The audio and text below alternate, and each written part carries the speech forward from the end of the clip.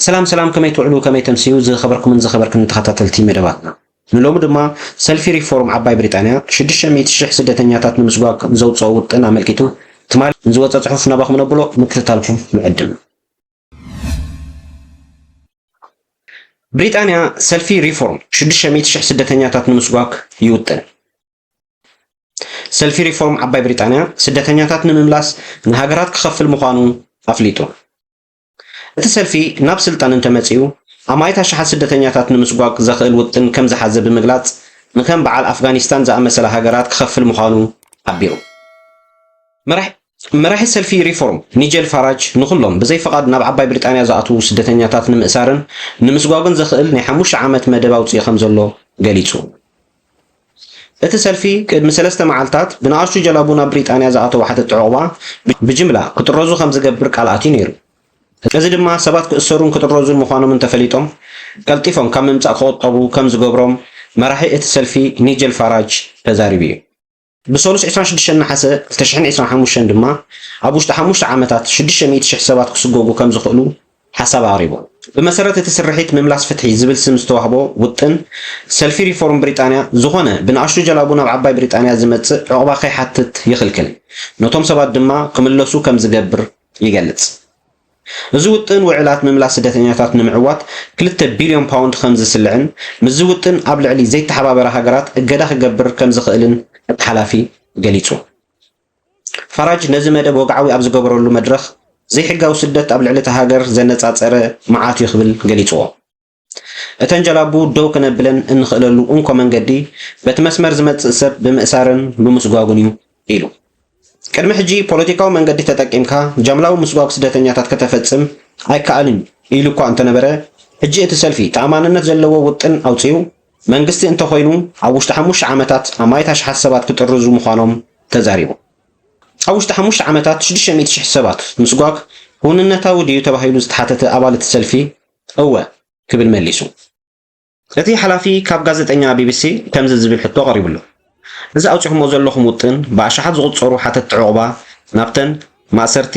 ግህሰትን ሞትን ከጓንፎም ዝኽእላ ሃገራት ምምላስ ዝብል እዩ እዚ የተሓሳስበኩም ዶ ዝብል ሕቶ ቀሪቡሉ ኒጀል የተሓሳስበኒ ዶ እቲ ንዓይ ዝሕስበኒ እቲ ኣብ ኣደባባያት ሃገርና ዘጋጥም ዘሎ እዩ እቲ ንዓይ ዝሕስበኒ እቲ ንዜጋታትና ዘጋጥሞም ዘሎ እዩ እቲ ንዓይ ዝሕስበኒ እቲ ብመፍትዖታት ዝተሰነየ ንዓበየ ዝኸይድ ዘሎ ደቂ ኣንስትዮናን ኣዋልድናን ዘለወን ስጋኣት እዩ ስለዚ ወገን መን ኢኻ እዩ ትሕቶ ወገን እንግሊዛውያን ዲኻ ዋላስ ወገን እቶም ወጻእተኛታት ስለዚ ምናልባት እውን ሃገራት በዚ ክሰማምዓ ምዘይክእላ ሃገርና ድልዱል ዲፕሎማስያዊ ዓቕማ ትጥቀም እያ ክብል መሊሱ ኣብዚ ዓመት ክሳብ ሰነ ኣብ ዘሎ ግዜ ምስ ዕቑባ ዝተኣሳሰሩ 3652 ስደተኛታት ክምለሱ ከም ዝተገብረ መረዳእታ ቤት ጽሕፈት ውሽጣዊ ጉዳያት ይሕብር بمسيرة توتن سبات مسبت خسروا أبس من معنى تبتحي دما ناب إيرتران أفغانستان حويسو نامو بقول هاجرهم كملوسون إم مبزحتو أو مزوم سدة تانياتات بين عشر جلابو ناب تهاجر زعتو إم إذا خمزيلون كله السلفي أوش 10 شمون تعوارح 14 حسابات أبرحوا زبولو كبابيتات تهاجر مأكلات سروا لبوتاتات كم زدالو يجلد السلفي نسدة تانياتات نمسقوك كم بعل رواندان ألبانيا زي مثل هاجراتون أبجمت كأتيو بريطانيا نايمس باك تشارتر براراتات معلتين بحموشن معباي علامة 5 اللوا قليتو منجست السلفي ريفورم نسدتنياتات بولن تقومكم اللسو أماراتو خهبومن نزين زغبولو دما 2500 باوند خهبوم مخانو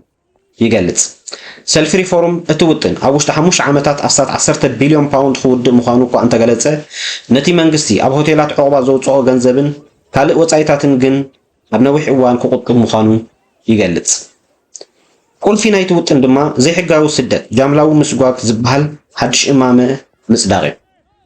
እቲ እማመ ሚኒስትሪ ዘቤታዊ ጉዳያት ዘይ ሕጋውያን ስደተኛታት ናይ ምእላይ ሕጋዊ ግዴታ ዝህብ ምዃኑን ዝተሰጎገ ሰብ ዕድመ ልክዑ ናብ ብሪጣንያን ዳግማይ ከይኣቱ ዝእግድ ምዃኑን ገሊጹ እንተኾነ እዚ እማመ ሕጋዊ ግድሆታት ክገጥሞ ይኽእል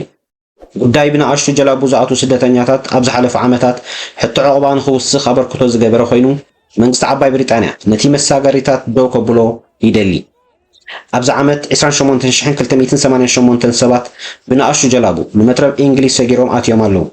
ዝበዝሑ ስደተኛታት ድማ ዜጋታት ኣፍጋኒስታን፣ ሶርያ፣ ኤርትራን፣ ኢራንን ሱዳንን እዮም።